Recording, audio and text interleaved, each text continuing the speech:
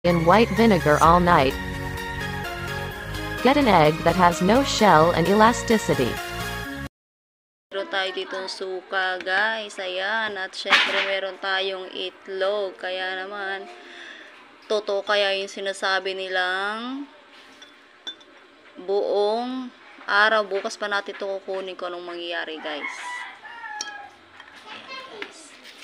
Ay, oo nga, guys. Nagbabubbles nga siya, guys. Yan, oh. Oh, diba? Babubble siya. Tingnan natin dito sa liwanag, guys. Madilim. Oh. Yung flashlight kasi, guys. Tanggalin ko yung flashlight. Ayun, oh. Kita nyo. Ah, nagbabubbles nga siya, guys. Ayan. Diba? Suka yan, guys, ha. Ito yung suka ng ano, ng dato puti. Yan, dato puti suka. Wow, nagbabubbles pala talaga siya, guys. Tingnan natin to, guys, bukas kung talagang totoo yung napanood kong vlog. Yan, babad muna natin to, guys. Bukas na natin to. Ano yun? Dito lang muna. Nagbabubbles talaga siya, guys, oh.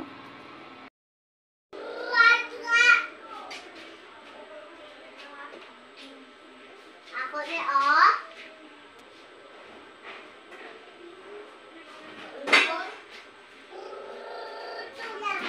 Hello, guys! So, eto na nga ang ating egg na nilagyan ng suka. So, yan na. Kagabi pa to binabad.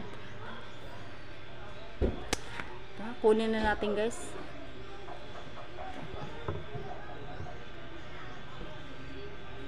Ay, lumambot talaga siya, guys. Ay, kalisod bari kuhaan, guys. Maunin na, guys. Halatin. Ay! Oh, God. Ano siya, guys? Naburit na, guys. Nabitawan ko, guys. Sayang yung experiment ko, guys.